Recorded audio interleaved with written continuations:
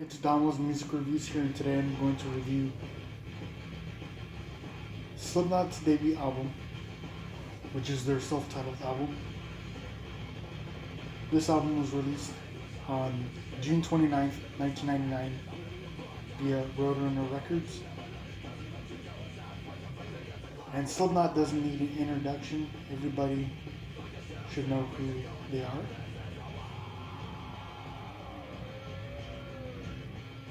And today I'm going to review their first album. I'm not going to make the reviews too long, but I'm going to go over the tracks, my favorite songs, of course, and tell you what I think of the album. Now, this is the first album to feature Corey Taylor on vocals. In the early 90s, when Slipknot started, there was another vocalist who was on their demo, Mate Feed Kill Repeat, that was released in 1996. And then in 1998, that's when Corey Taylor joined Slipknot. So the self-titled album is basically the first album to feature Corey Taylor. So I was introduced to this album in 2005. I went to Sam Goody with my uncle, and he bought me a copy of this album. It had the standard 14 songs, and the reason why Purity was on that version was because there was a lawsuit that happened right when this album came out, so that was why Purity wasn't included. However, in December 1999, that's when Slipknot did a reissue of this album. And in 2005, from what I read, a digipack was released. And in 2009, I have to say 2009 or 2011, that's when Slipknot re-released this album. However, they made it a 10th anniversary edition. So, to not make this review too boring, since there's a lot of YouTubers who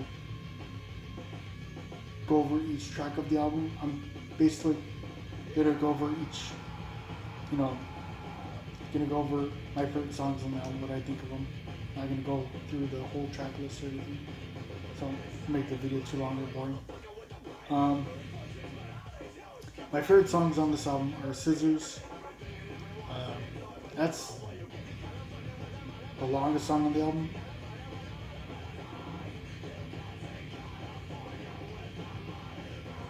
And that song is 8 minutes and 23 seconds.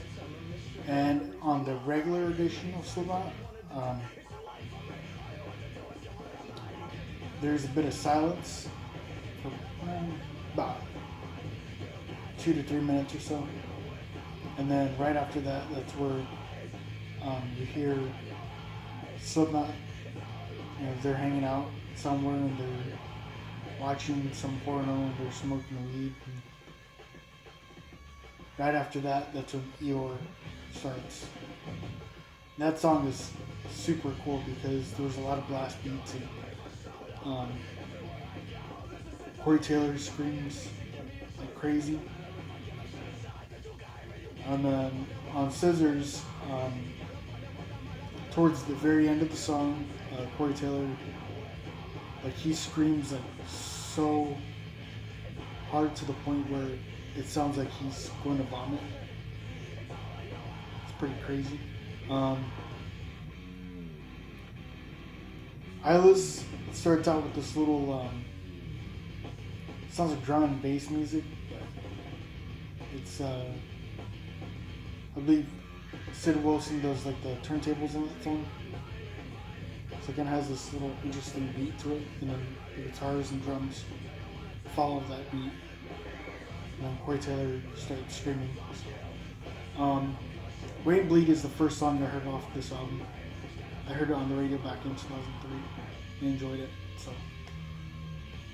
And then everybody knows what Spit It Out sounds like. It's one of Slipknot's best anthems to play live, besides the Heretic anthem.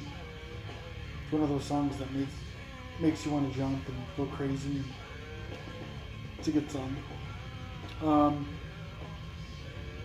A song that Slipknot should have never included on this album is Tattered and Torn. I don't see a point why they put it on here. They should have took that song off and put Purity right after and skipped a little, I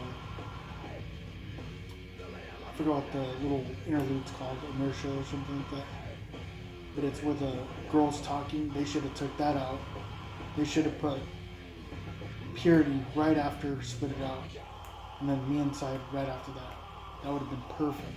And then after Scissors, include Eeyore, and then you got the best release right there. And you don't have to worry about re-releasing an issue or anything, because a lot of bands, they constantly re-release albums. It's crazy. That would have been like the perfect version for the self-titled album. And then of course you got this interesting little intro, and it's called 7426170000027. It features like a little a sound clip from what I read. It was like a Charles Manson movie.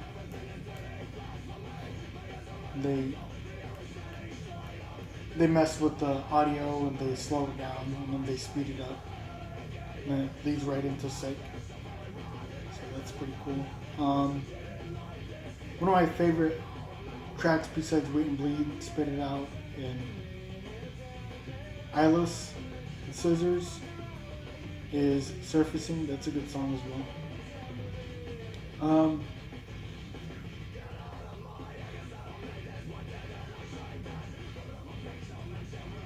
Liberate's another good track as well.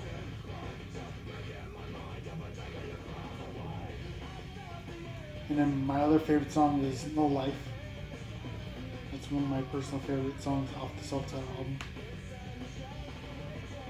So I just wanted to go through a little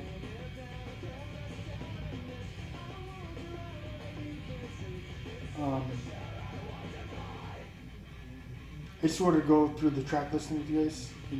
Not through the whole track listing, but I just wanted to talk to you guys about my favorite tracks on this album instead of going through the whole track listing.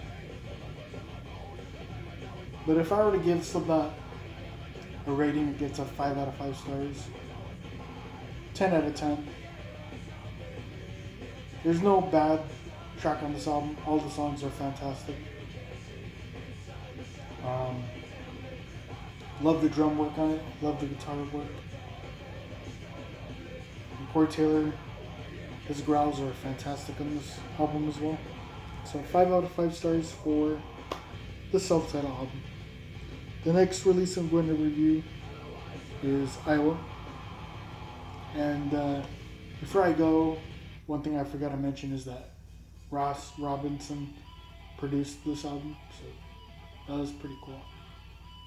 So yeah, Slipknot self-titled album gets a 5 out of 5 stars. Below, I will post a link in the description box where you can listen to this album on Spotify.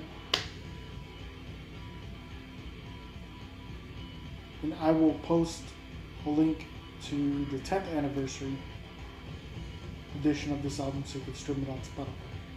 So if you enjoyed this review, give it a like, share.